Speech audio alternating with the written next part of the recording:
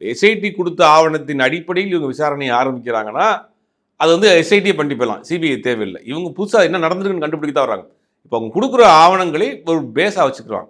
அப்போ இது வந்து இந்த தீபாவளிக்கு டிவிகளை எடுத்தாங்களா இல்லை உண்மையிலேயே அதில் ஏதாவது டாக்குமெண்ட் அவங்க மறைத்தாங்களாங்கிறது நீ சிபிஐ விசாரணையில் தான் தெரிய வரும். இது சிபிஐ விசாரணை எந்த அளவுக்கு வேகம் எடுக்கும்?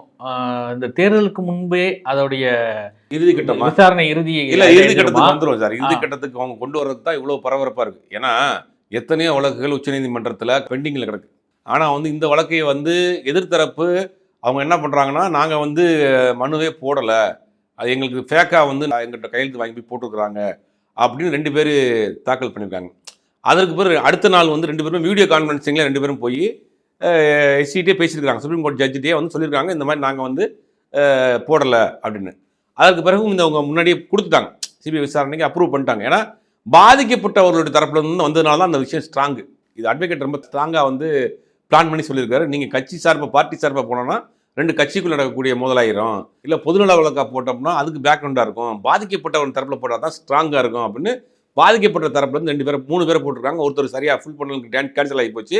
2 பேர் தான் எடுத்துக்கிட்டாங்க. அதன் அடிப்படையில் சிபிஐக்கே மாற்றிருக்காங்க.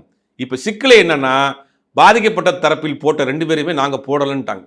எங்களுக்கே தெரியாது, இது ஃபேக்கான ஒரு அப்ளிகேஷன்ற மாதிரி அவங்க போட்டாங்க. அதுவும் இல்லாமல் 2 பேருமே கொண்டு வந்து வீடியோ கான்ஃபரன்சிங்லேயே பேசிட்டாங்க, நாங்கள் இல்லை எங்களுக்கு தெரியாதுன்னு. இப்போ அடுத்த கட்டம் உச்சநீதிமன்றம் தீபாவளி லீவுக்கு பிறகு என்ன பண்ண போகுதுங்கிறது தெரியல. ஏன்னா இப்போ நீங்கள் மனுதாரர்களே தவறான ஒரு விஷயன்றாங்க. அப்போ சிபிஐ விசாரணையே எனக்கு தெரிஞ்சு தொடருமா, இல்லை சிபிஐ விசாரணையும் இவங்க தள்ளி வைப்பாங்களா அப்படிங்கிறதெல்லாம் நிறைய கேள்விகள் இருக்குது. இந்த லீவு முடிஞ்ச பிறகு சுப்ரீம் கோர்ட் என்ன நடவடிக்கை எடுக்க போகுதுன்னு தெரியல. ஆனால் இப்போ வந்து மனுதாரர்கள் தப்புன்னு நாங்கள் போடவில்லைன்னு சொன்ன பிறகு எந்த அடிப்படையில் அவங்க சிபிஐக்கு மாற்றுவாங்க?